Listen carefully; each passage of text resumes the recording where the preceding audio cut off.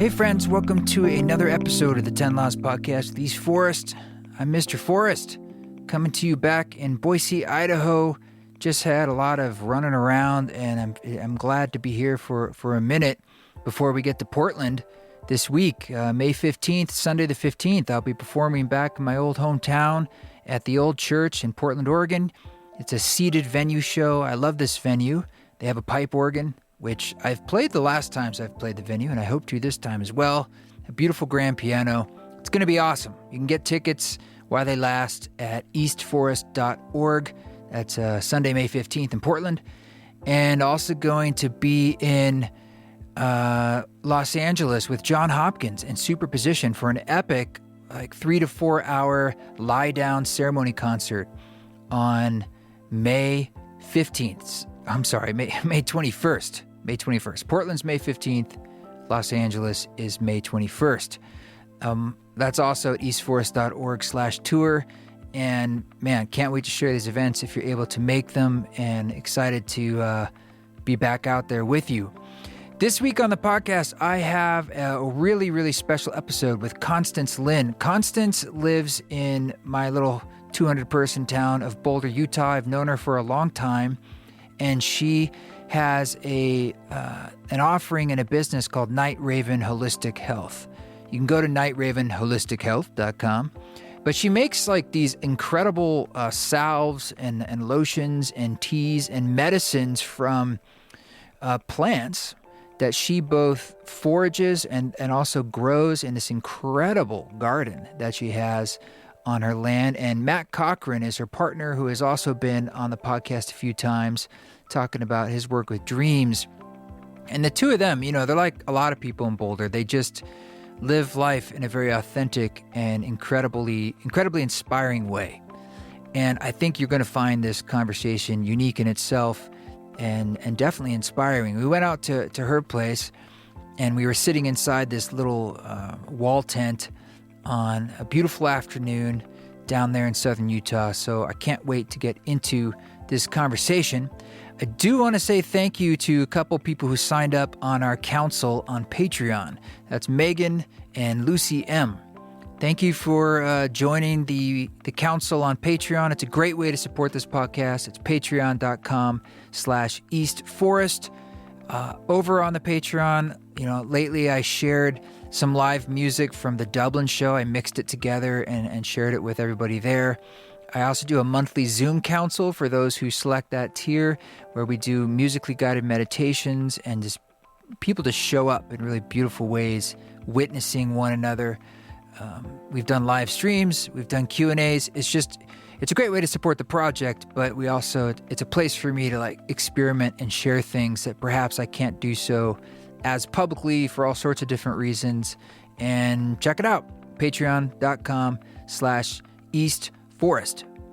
I was just in Los Angeles yesterday because I went down there to Field Trip Health. Field Trip is someone, if you recall, I did some work with, some meditations actually. There's 3 meditations that I created for their app, which is the Trip app, and they're free to listen to on that app. And we got to know each other, and they're working on a documentary, and they did this big dinner up in the Hollywood Hills that they wanted to film, where they interviewed various people. And there are about a dozen or so of us there, but some really amazing people that I got to hang out with. Some that I've known before or crossed paths before, like Rick Doblin. Samantha Sweetwater was there. Lauren Taus, who was on her podcast. But Jamie Wheel, the author, was there, who was great to get to know. And Dr. Carl Hart, who I've gotten to hear on Joe Rogan a bunch, and super interesting, amazing guy. Don Lattin, who's been on the podcast here, was there. So it was the first time I got to see him in person. And many, many other really, really cool folks. So it was a trip, though. It's a trip, no pun intended.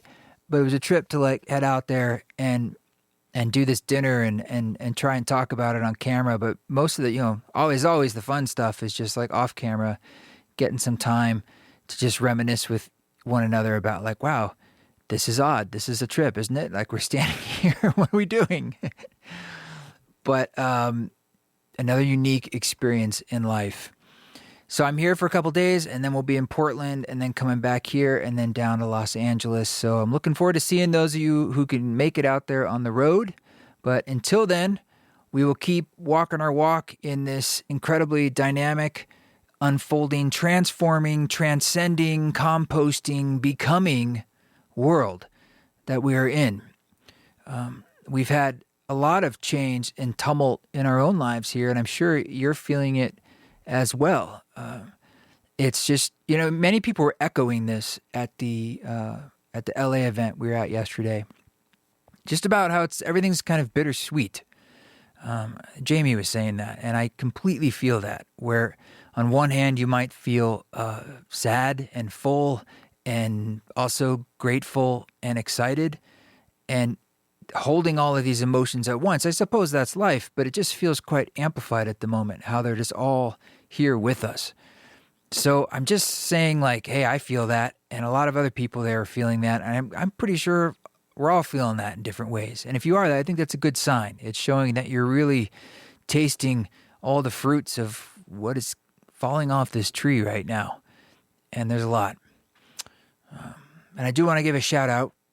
That's not even the right word, but I want to give a commemoration to our dog Chloe, who passed away yesterday morning as I'm recording this.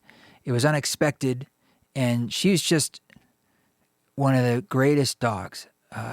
Very, very submissive and unbelievably loyal to the end. And we miss her dearly. It was unexpected, but she was quite old. But nonetheless, we're grieving, and we miss her. We miss you, Chloe. So let's get into this conversation with my dear friend, Constance Lynn.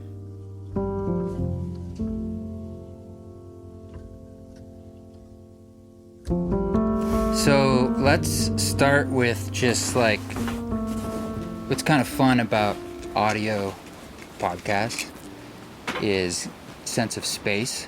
I'm wondering, I'm guessing this wind to be heard, the flapping of this wall tent. We're in a wall tent that used to be your bedroom. Our bedroom for probably 12 years. Long time. 12 years, yeah. So we're in southern Utah, and if I remember correctly, you bought this land and you were like, we're going to build a house. And like a lot of us here, you were in this wall tent for 12 years. Yeah. Which is a normal story. Yeah. 12 years in the wall tent sleeping, and our kitchen was the Airstream. Yeah. So, yeah. So before I ask you more like broad questions, I'd love to just get a little context, because the few people I've had the pleasure of doing podcasts with from Boulder, it's always interesting to me to give people like how you got here. Because I know you started in like Rochester and grew up out there, but how did you end up here? How we ended up in Boulder. Wow. Boulder called us here. Yeah. So, yeah, Matt and I were actually living in Patagonia, Arizona at the time. And I've never heard of that. Where is that? Yeah, Patagonia, Arizona is 10 or 20 miles from the Mexican border. Oh, wow. And so about an hour and a half south of Tucson. And we were living there. I'd worked there with native seed search for a while. And after Matt and I got together, we're like, let's go live in the Southwest. And my friend wanted us to buy her land. And so we were on my friend's land and working to buy her land. And that things weren't lining up. And at the time, Matt and I got really sick. Like, we couldn't even be in the same building together. He was in the little trolley and I was in the yurt, and we couldn't eat. And in that place, I was so empty. And in that emptiness, I started feeling Boulder. I was like, why? That you knew of this place? We had come through once together. And it definitely left an impression, but it wasn't like I was constantly thinking about Boulder.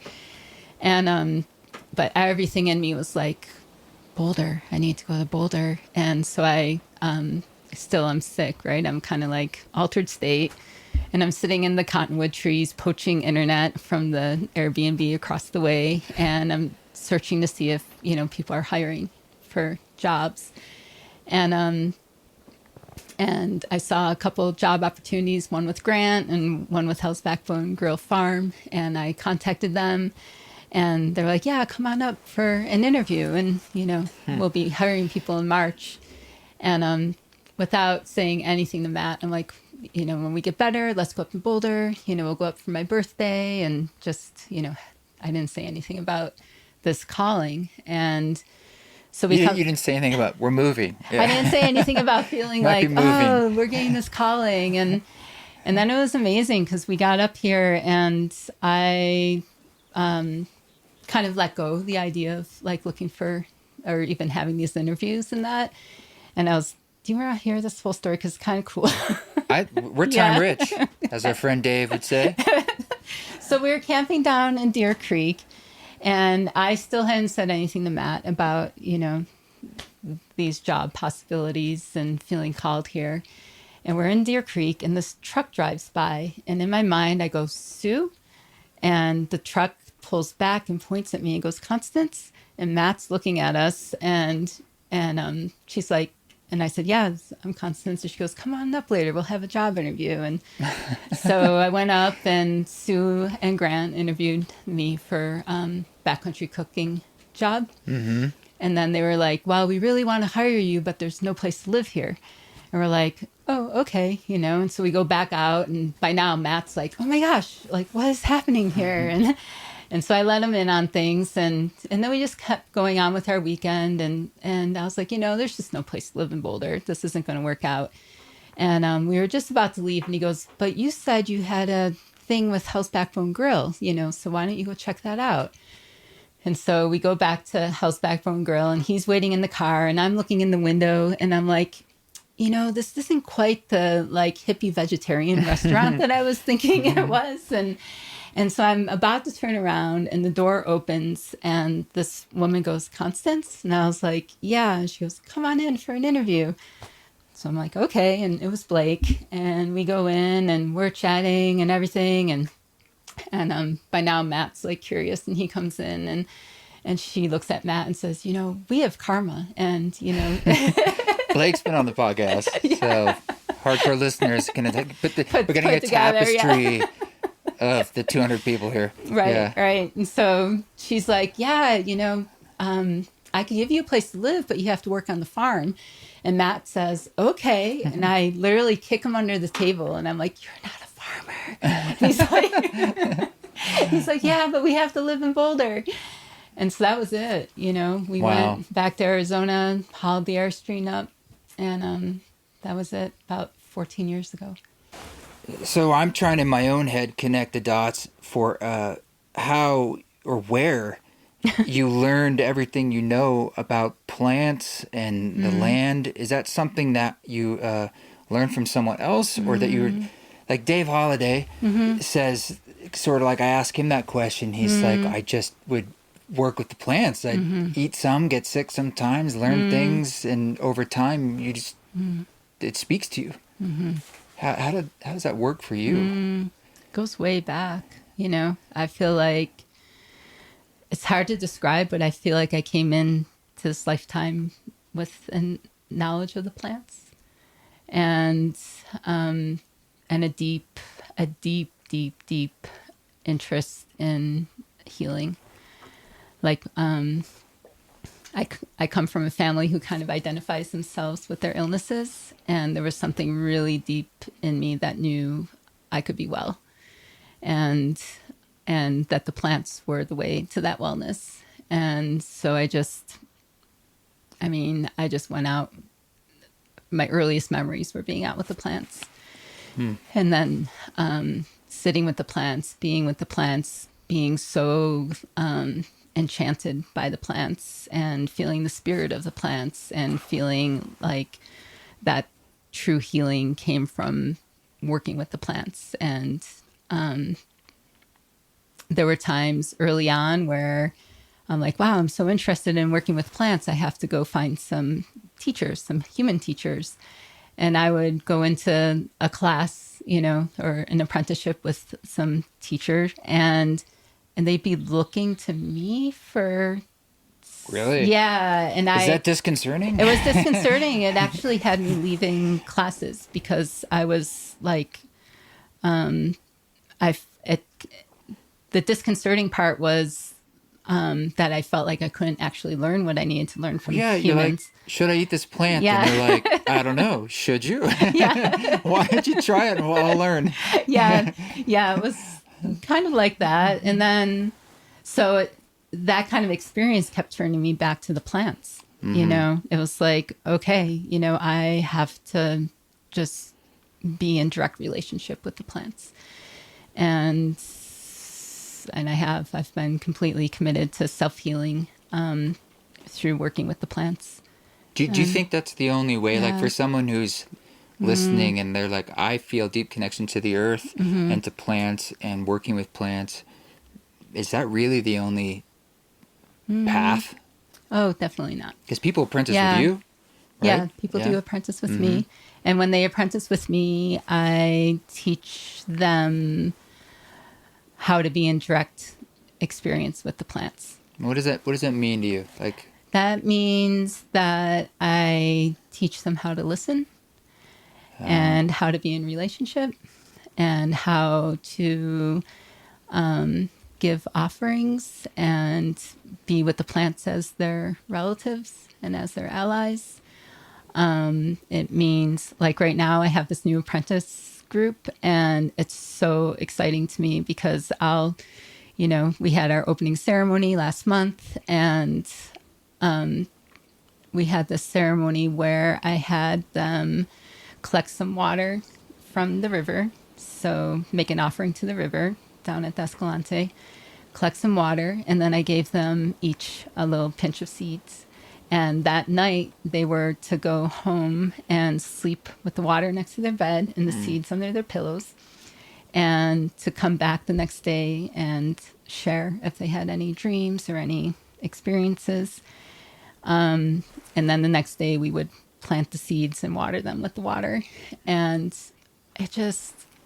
I get so excited to sit in a group of people who do that practice and then have like so many exciting things to report, like the dreams that came through and the synchronicities with the dreams. And I had one woman recently share an amazing experience that's continued after our opening group, and just how, she felt called to sit with a plant that she typically would walk past or not really pay attention to, but this plant was getting her attention, and she sits with this plant, and because of some stories she had heard, she wasn't quite sure how to be in, relationship with this plant.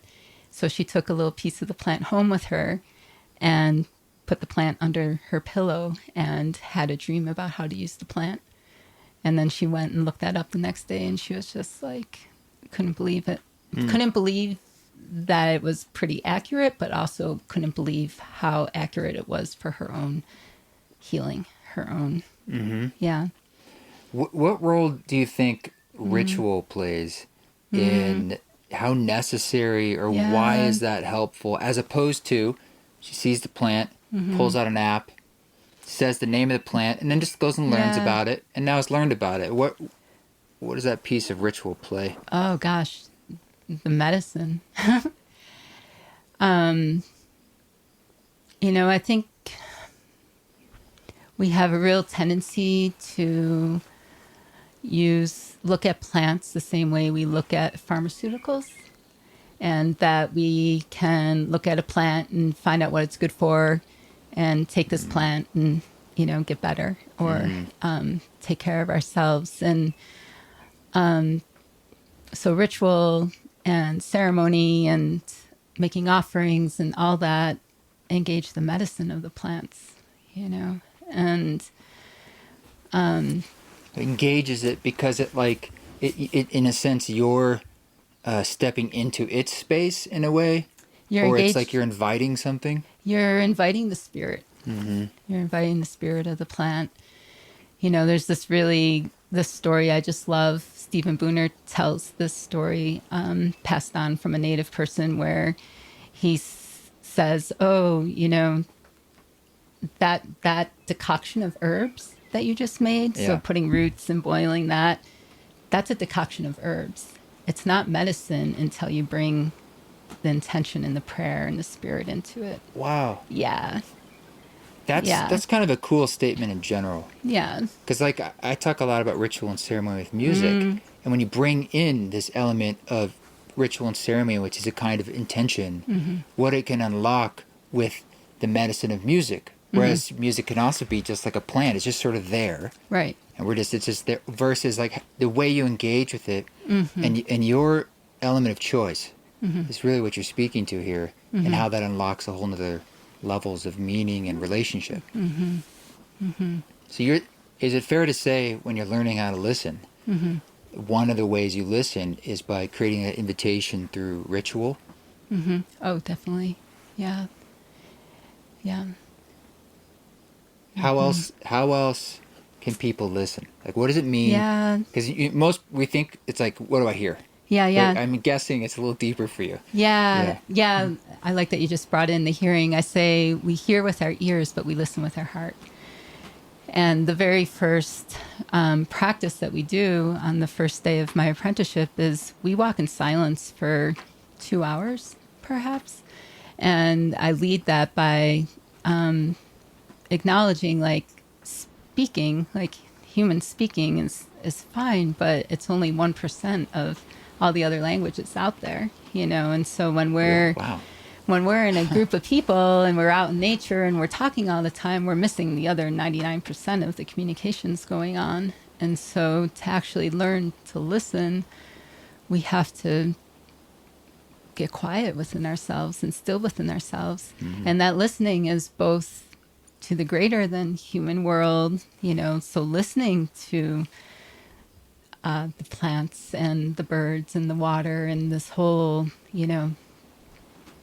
place around us and the beings around us, but also learning to listen to ourselves, and listening to each other, deep listening to each other. Like if I'm working in a consultation with you, I need to really be in a deep place of listening to be accurate with how I'm going to work with the medicines with you,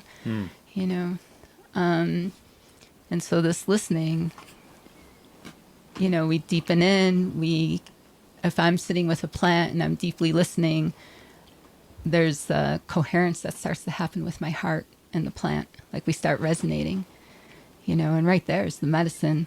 It's like we ingest the plants because our psyche likes to see that we're taking something into our body, but the medicine is in the spirit, it's in like the profound experiences I have with people breaking open when they sit with plants, What is that describe the feeling of resonance for you with a plant? Like, is there a particular plant you can think of, or maybe recently you kind of felt what you're talking about? Yeah. For people who are like, what do you mean resonance? Yeah. I mean, we know what that literally means.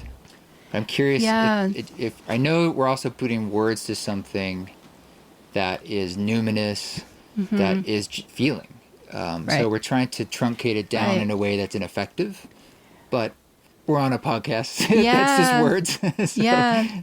Well, and I like that you even brought up the word feeling, because that's what we're doing. Right. All the time. Right? Yeah. And the words that is on the surface actually of a feeling experience. Exactly. And I think, unfortunately, we've been conditioned to discount our feelings. And so a lot of what I'm doing with people when I'm working with them with the plants is, okay, go sit with this plant, make your offering, talk to the plant, be with the plant, smell the plant, all this, and then come back and tell me what you felt, and then to make meaning out of that, and there's a way that, that interaction I have with the apprentice, the person, to validate that it shakes everything open, and so in my experience, it's so multi-layered. It's like sitting with the plant and just so much love, and that resonance of like, wow, you've been here a very long time. Like, you've been here supporting humans for ever. We are here because of you. Like all this is going on when I'm sitting with like Mahonia. You know, I'm up on the mountain with Mahonia and I'm sitting there and I'm feeling Mahonia's life in this place, in the forest, in this time of year. And, you know, just smelling and collecting and seeing that Mahonia loves to live under the aspens. And if you know, are in just the right place, they're easy to collect. And so then I have this experience where I collect, and this is an experience that I'm experiencing right now because I'm very deeply engaged with the medicine in Mahonia. So I collect, and the intention's there, and I go home and I, you know, process the plant, and then I'm in a place of need, and I go to the plant, and I'm making a decoction, I'm making medicine, and I'm right back where I was with that plant. Like I'm on the mountain, I'm seeing this plant, I'm feeling this plant, I feel the life of this plant. So that's the resonance, you know, it's like the vital life force I'm engaged with completely, from sitting there to drinking this right now. You know, people talk about with plant medicine, like the master plants. I've heard that phrase, like ayahuasca or so forth and so on. Yeah. Do you feel like they're all master plants? Oh, yeah. Like a blade, like lawn grass that's made by Monsanto compared to ayahuasca from, you know, a vine. Yeah, no, I can't get into Monsanto, but I can say that all plants, it's life. Yeah. Right? I mean, it's life. Yeah. And what I really encourage people I work with to do is to actually, for the time that we're working together, to not use any psychotropic plants and to really engage with the plants, the more quiet plants or the common plants, and to feel their power and to feel that that connection is available to us with a dandelion, you know, and that connection is available to us. That opens the doors of perception every day, you know, that this is an engagement you can have by walking out your back door. That's a really powerful thought, you know, because it's one thing to be hit over the head by ayahuasca. And it's just such an overwhelming. I mean, there's no negotiation. The power, and as opposed to all the plants that are around us all the time. Let's take the dandelion as an example. You can eat dandelion leaves, have flowers, maybe, I don't know. Oh yeah, but, flowers okay. too. Yeah. So, but I'm guessing the way you're speaking of it, you don't have to. But let's talk about the difference between when you can or do, or if you know what that adds, or how relevant is that at all? To actually ingesting yeah, when you're the plant. ingesting plants versus not, and sort of the pros and cons. Yeah. Of how you can be in a relationship with them. Yeah, I mean, when I ingest the plant, I'm taking in the wholeness. I'm taking in like all the vibrancy, all the, you know, for lack of a better way to describe it. Actually, I don't like bringing in like things like minerals and vitamins and all that, because that's not how I experience the plants, but you're bringing in their life force. And so it's like just so many different layers. And some people are more sensitive to the physical layer than the spiritual layer. And so to bring that all in and to have that relationship with, like, when I am ingesting a plant, there's this ritual of self-care, you know. It's like, oh, I know that I can go out and collect dandelion from, you know, my field, and I can dry this and I can make a tea with this, and this is wholeness, you know. This is self-care. It was free, you know. There's no one. Right. Yeah. Right. And well, no. Do you know like Anna Breyerbush, I think is her name? She's an animal communicator. Oh, yeah. Yeah. Would you feel similar but with plants? Do you feel like you've been able to go on these really deep levels of like more than just feelings, but a form of communication? Oh, definitely. But I feel like I have that with all of nature. Okay. Yeah. Oh, great. And the sensitivity with the plants for sure. But it's again, like the plants help us, and my experience open the doors of perception. It's like we are able to connect with plants and animals and birds and life without all the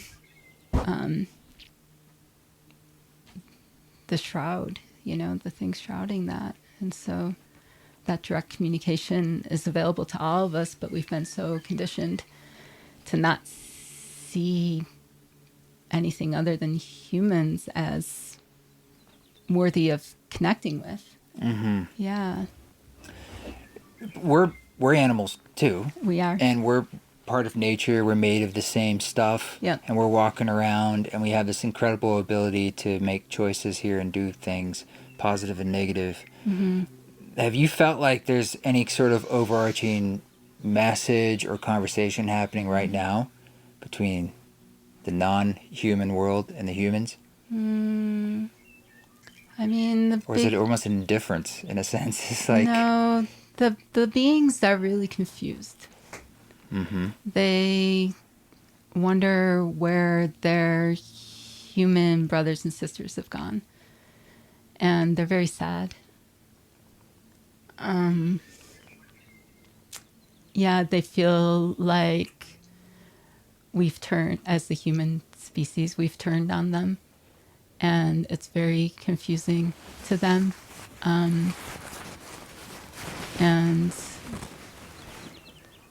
And at the same time, the minute you turn your attention towards any of them, they're right there. They're like so ready. It's like they're just so ready to be in relationship with us. Yeah. You almost describe it like Yeah. forgetting the family you're a part of in a way. Mm-hmm. And the family's like, we're right here. Yeah. We're Yeah. not, you're my brother. I'm not gonna, you've been crazy the last Yeah, while, but you're still my brother. Exactly. Exactly. You're the wacky, the wacky Yeah. brother. Yeah. And they have a lot of patience, but they're hurt. The beings are hurt. Yeah. So with Yeah. this level of consciousness across Yeah. the spectrum, I've often felt I'm an omnivore, Mm-hmm. and I feel like we can't avoid killing, and Mm-hmm. death is a part of life. Because people who are like, well, I'm a vegan or a vegetarian, I'm like, great, Right. but you're still in a web of Oh, totally. killing, and I don't Yeah. mean that. I'm not trying to say pejorative, like I'm saying Yeah. killing, like I'm just being literal. Yeah. Because I would imagine the plants, look, they're alive too. Yeah. And so how do we bring ourselves into right livelihood, in your opinion, Yeah. and eat? Well, that's where the offerings and the ceremony come in, right? It's like, and that's what the Native American people or the indigenous people had to figure out a long time ago, is how to be in that right relationship. It's like we have to acknowledge that yes, our lives are dependent on the lives of other beings, whether they're animals or plants, but we make that sacred by acknowledging, the relationship there and making the offerings with, in plants, I grow blue corn. I use blue cornmeal for my offerings. Sometimes I grow tobacco. I use tobacco. I use my words and prayers. Like, there's not a day where I don't go out and pray. And then make my offerings to the plants and talk and communicate and let them know that you're in need, and let the plants know that you see what they're offering and that you're in need, and you ask permission, What does it look like to give an offering to the plants? Well, I go out. So usually I'll start my day with my prayers, and then later, if I need to make an offering to a plant for their medicine, I start by, just kneeling down and appreciating them and talking to them about the day and about my need, and then I make an offering. I give some cornmeal, sprinkle some cornmeal or tobacco with the plant, and then I ask permission, because it's not a purchase agreement. I don't. It's not a terms of service that you check a box. No. That's really long. Yeah, no. It's like I give my offering and I ask permission, and there's a way that I can check in with that to see if I've gotten a yes. And then when I have gotten a yes, I collect, and they're happy to give. They're happy to support. If there's like when I've been out with Matt Graham, and let's say there's an edible plant, he says we're only supposed to potentially take any if there's more than 3. Oh yeah. And so here's my question. Let's say there's clumps of individual peppergrass or something like that. Yeah. Do you see them as one? Or are they kind of interested, like, well, I'll give myself up. This one's okay. Is it more like, no, there's some of us can go because we regenerate, in a sense. Yeah. It's like cutting hair. Right. Or something. Right. And you do need to be aware of how plants regenerate. And, but typically for me, my intention with the plant, like, I don't just go out and start collecting plants. Like, I'm like, okay, today, nettles, this is me at home. Nettles, I'm coming to collect today, or I'd like to sit with you today and see if I can collect your medicine. And so that, like, intention is going way out there before me, and then I get there, and first I'll give an offering to a plant, and then I'll keep walking, and I'll make sure that there's a good population. And nettles probably isn't the best example because I have I have a regular place I go to for nettles and know the condition of that place. But like if I'm on the mountain and I want to collect Mahonia, I'll put down an offering with the first plants that I see, and I'll tell them what my intentions are, and then I'll walk for an hour and make sure I see a lot of Oregon grape, and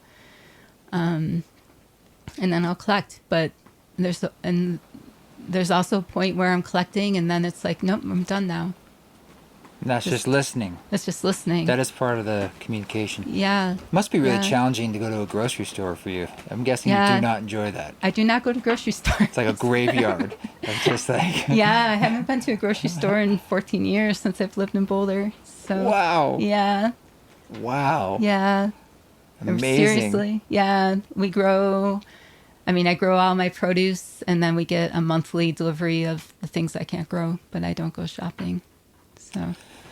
I want to ask you about some particular plants that you mentioned there. Tobacco. Yeah. I've never seen you smoke instrumental in any way. Maybe you do, maybe you don't. But let's talk about that plant. That's traditionally a very powerful plant. It is. It has a real grip on people very quickly. Yeah. What are your feelings about it? I mean, I only use tobacco in ceremony. And so I grow tobacco to use as offerings. And what I've been taught is that the plants recognize tobacco. It's like... Really? Yeah, because it has such a long history of traditional use. And so medicine people forever have used tobacco as their offering. And so you come with tobacco and the plants are like... The other plants are like, this is the one, this is the mob boss. Anyways, we voted him up a long time ago. Exactly. We don't mess with tobacco. Yeah, tobacco's my special offering for sure. And they recognize it. They, get excited, and they feel really special when you give them tobacco. Okay. Yeah. Yeah. Give me, I know you don't want to play favorites, but give me a couple favorite plants. Oh, gosh. I want to talk, what are some, we talked about one, Mahonia? I'm not familiar with that plant. Oregon grape root, Mahonia. What's some stuff around here that is a special relationship for you? Definitely that. Grows with our mountain, but also grows in sandy environments and that. And you collect all parts, but I love collecting the roots, the leaves, very holly-like leaves. So if you touch the leaves, they're kind of prickly, and they put Oregon out... grape? Yeah. Yeah. Oregon Yeah. grape leaf. I'm from Oregon, so, you know. Okay, you know. Yeah. Yeah.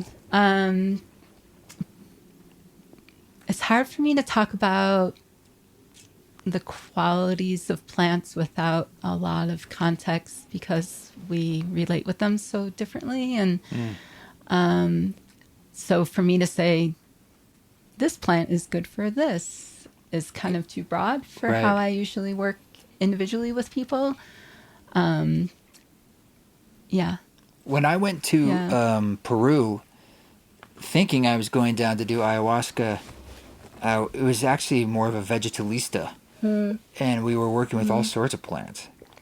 Uh-huh. And I wouldn't even fully know the plants I was working with because of the language barriers and so Right. forth. But, you know, that's been a very common thing for a long time. Like, people... And it's also been said that in the Amazon...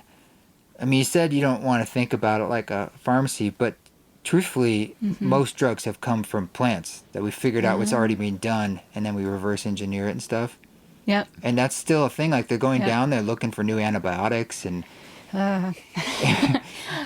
Don't get me started. But well, let's start. There's a relationship there. Yeah. You know, I mean, these shows are always more interesting when there's, like, I find disagreement. Not this is my point of view, but I play devil's advocate a lot on the show. And let's say you're going down there, taking out the extractive nature of it and the capitalism. The plants are, though, in a sense, saying, like, we have many, probably tens of thousands, maybe millions more things we've never discovered that could be quite helpful for our bodies. Yeah. But we're bringing in that colonist mindset for it. You know, we're going in and we're like, we have some conditioning again that still wants to go in and extract the most potent part of a plant and leave the rest behind. Yeah. And then destroy a lot of habitat in the meanwhile, you know, and that just feels like a violation. And I agree that there's a lot of really potent plants, but we're going down to countries searching for these plants and overlooking the potency of the plants we have right here.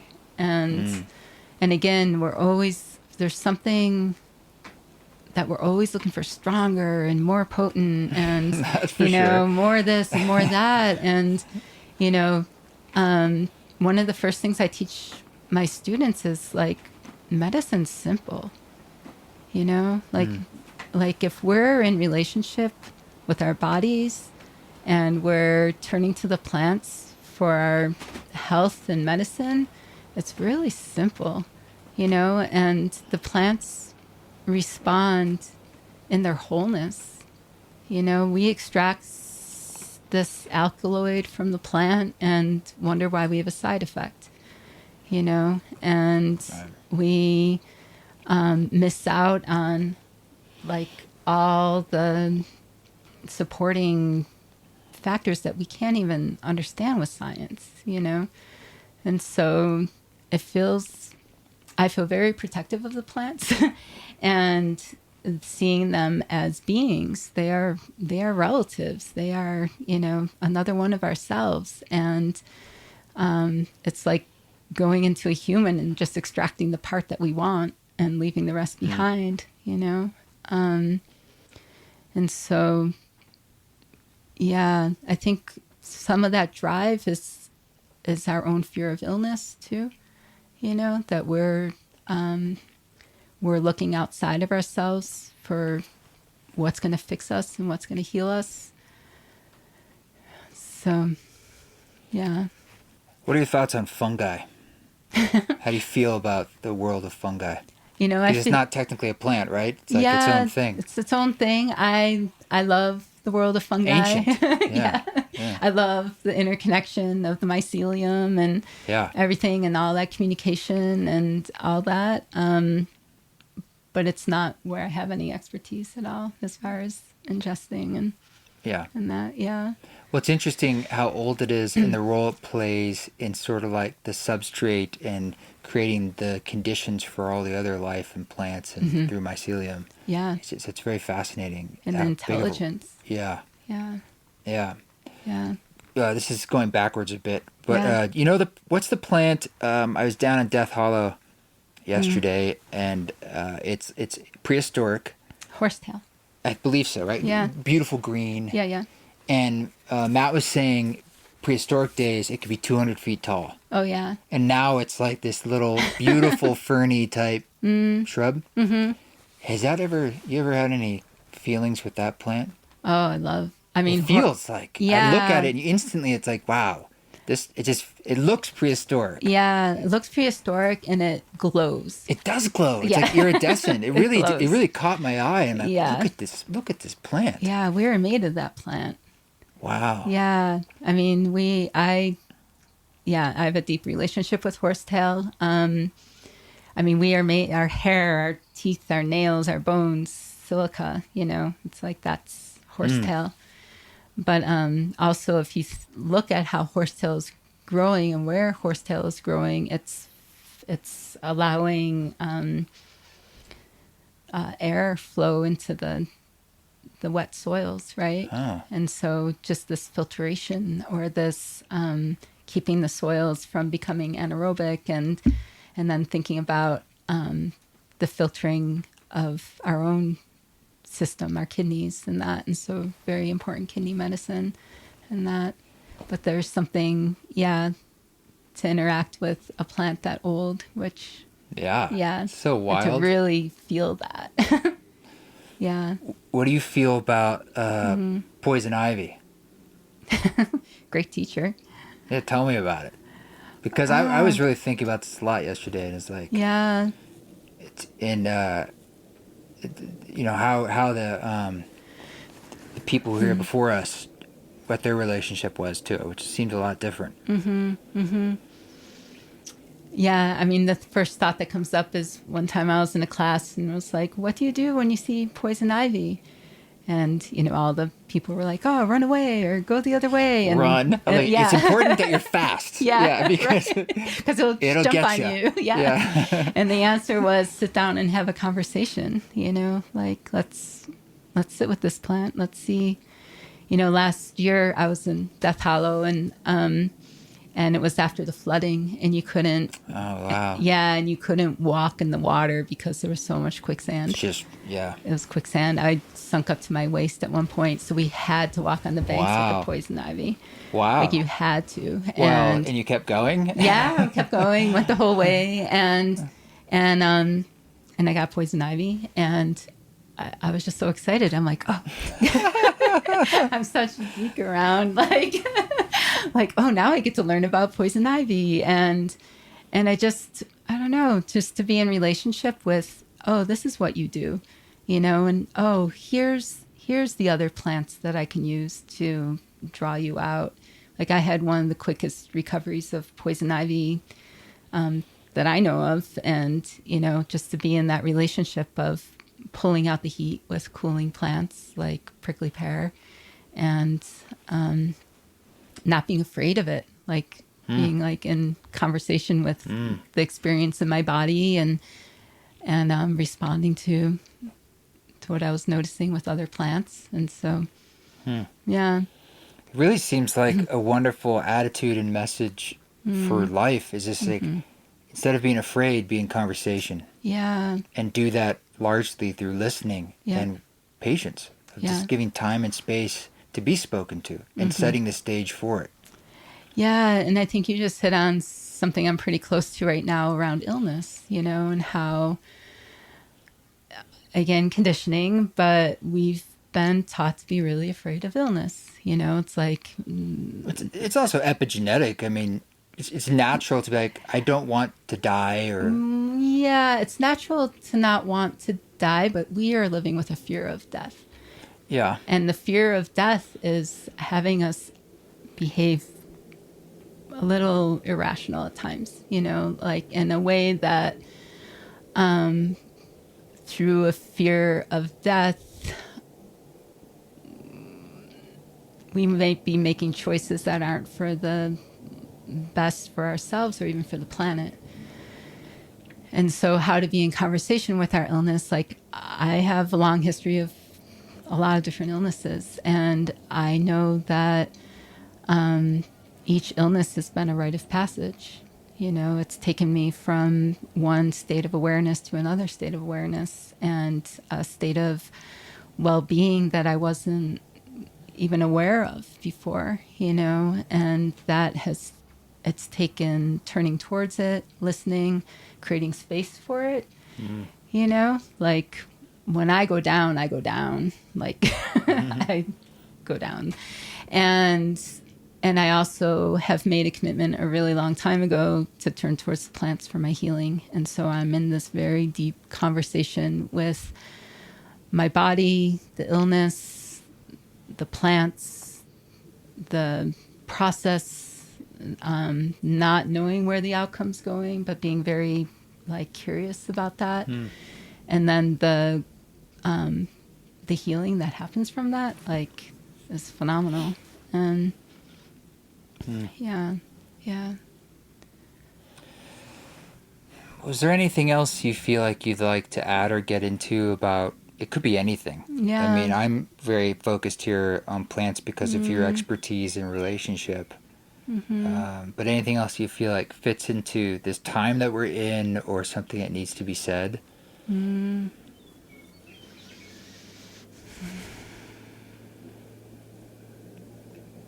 Something that just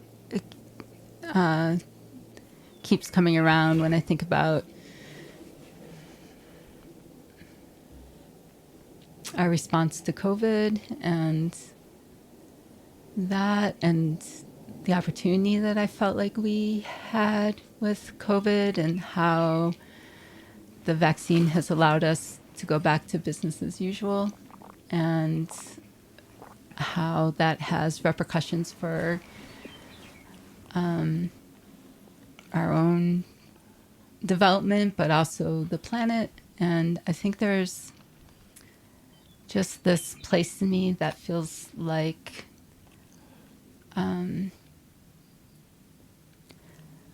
when we were in quarantine and we saw the skies get clear and the animals come back. No planes. The skies got clear. People were so excited to see bighorn sheep walking down the streets in certain places, or the fish coming back in Venice. And, and there was this place of awe and wonder, people were, oh my gosh, the animals are still here, and I had this suspension of my breath for a period of time where I was oh, maybe this is going to show us what collective action can do. Maybe this is going to show us that we actually do have the power to turn around climate change. We actually do have the agency to create a new paradigm. I had this moment of hope that we would see what collective action could do and make different choices. And that door opened, and I don't know what happened to it, And so, but I feel like that is tied into this conversation around illness and health and connection and all that. And so, yeah.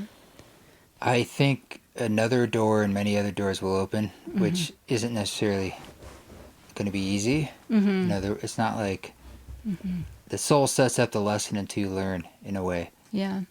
And I think we did see the effect of collective action. It's just, it's going to be more than one thing like that. It did affect everyone I know on a cellular level. It's just, it's surprising how hard of a hit we actually need to change. Yeah. But I don't think it came and went and nothing changed. I actually think things have changed profoundly. Are still changing. We're very much in the midst of a transition, and we're not going to get away with normal. I mean, anyone who thinks we're back to any kind of normal needs to Yeah. It's really? Yeah. But I understand that feeling. Yeah. There was a real opening that was real. And where the entire world was thinking about the same thing, which is powerful. Exactly. Yeah. And so I feel like bringing this back around to, the new group of apprentices that I have, like, I'm just so excited because I feel like here's the group, 10 people who had, I don't know, like when I offered my class this year, I was like, this is an opportunity to meet in person because so much is online right now. Yeah. And so to see the people who showed up for that and to see the, like just the curiosity and the sense of awakening and the wanting to do things different. And so it's out to there. be there. Big time. Yeah. And I guess I'm feeling, just this call to keep supporting that, and that connection with people and the plants and the healing and the wellness. And so speaking of, just actually I was in Denver and I was meeting with the guy who runs this company called Ned, which is in alignment with a lot of what you're doing, very natural. It's Boulder, Colorado, the other Boulder. Yeah. And I was telling him about your stuff. I wasn't actually sure if you had an online store. I don't have an online store. I didn't think you did. I was like, how do you find your stuff? So, I mean, how do people even learn about the apprenticeship or anything that you're up to? What are the ways that the public can engage or not? Yeah. I have a website, nightravenholistichealth.com. And I do, if someone contacts me through that website, I will send them a list of the offerings that I make. And otherwise, I've just always believed that if people need what I want, they find me. And so word of mouth, I'm very grateful for this opportunity, for the conversation with you today. I highly recommend this stuff. I mean, you've been making lots of salves and creams and teas. What else do you make? I mean, lots of different things. Yeah. And a lot of what I have as offerings, through the creams and teas and all that, that's what I offer, to the public. But if anyone wanted to do a consultation with me, I have a whole apothecary of plants that I would choose from to support people in their healing. I gave your pain salve to Ramdas. Oh, yeah? Yeah. How'd that go? Good. They were into it. That's awesome. He's like, oh, thank you. He had a lot of pain at the time. So. Yeah. Thank you. Yeah. Good. Wonderful. Well, thank you so much for taking the time and inviting us into your home, into the wall tent on this beautiful day. Yeah. It's wonderful. Yeah. Thanks for sharing this conversation with me. Great. Yeah. Thanks, Constance. Thank you, Trevor. Well, thank you, Constance, for coming on the show. Be sure to check out her amazing products at nightravenholistichealth.com. That link is in the show notes. She has an amazing wealth of information, and you will not be disappointed. I just gave Radha, Constance gave me this beautiful rose salve, sort of lotion, essentially, to give to her, and Radha absolutely loves her stuff. And so there's 2 people raving about it, but I've seen many, many people transformed by the stuff that she creates, including this tea that she makes for allergies that I'm a big fan of. When the allergies kick in, I just make like an iced tea of that and hit that all day long. So I highly recommend it. This song that you're hearing in the background is called Shh, Still Sleeping. I don't know how to pronounce shh without saying shush. It's not shush, it's just shush, S-H-H, Still Sleeping. It is another single. I'm releasing singles every week off an album that is unfolding until mid-June. That's called Still Possible. And these are B-sides from the Possible sessions, the Possible album. That's out along with the other singles that have been releasing wherever you listen to music. And I hope you are enjoying it. They also have some really cool individual artwork on each one by Evan Lawrenson, who did the artwork and the illustration on the Possible album. So we are wringing out the towel to give you just a few more drops of music from the Possible sessions. But I've had many, many other pieces of music in the works since then, and I'm looking forward to sharing that with you over the remainder of the year. But looking forward to seeing you. If you can't come to Portland or LA, get your tickets now. That's May 15th in Portland, May 21st in Los Angeles. One is a seated venue show. The other is a ceremony concert, Lie Down with John Hopkins and Superposition. Get the tickets while the tickets are getting good. Thank you to everyone on our Patreon. And until then, you guys keep walking your walk. Don't take any shit, but if you do, you know what to do. Do it with grace.